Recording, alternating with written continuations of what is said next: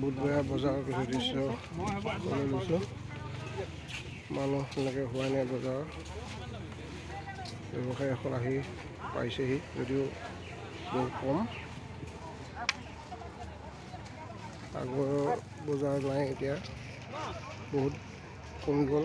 গ্ৰাহক হওক বেপাৰী হওক দুই শ্ৰেণীৰ মানুহে কমি গৈছে।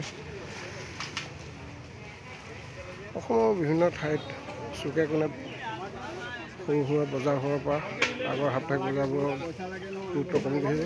এইদৰে শিমলুগুৰি বুধবাৰ বজাৰখনো কমি গৈছে। আগত যিদৰে বুধবাৰ বজাৰত শিৱসাগৰ জিলাৰ মানুহখিনি আহিছিলে, এতিয়া তেনেকৈ নহা হ'ল। সেয়ে আজিকালি বুধবাৰ বজাৰ নহয়, সকলো সাপ্তাহিক বজাৰ ভিৰ কমি গৈছে।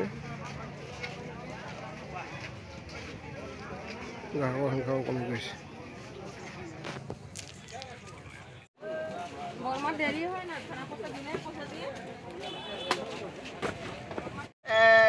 চল্লিছ বছৰমান হ'ল। কেনেকুৱা আগতে কেনেকুৱা এতিয়া কেনেকুৱা? আগৰ নিচিনা নাই এইবেলি নাই, একেবাৰে নাই মানুহে নাই।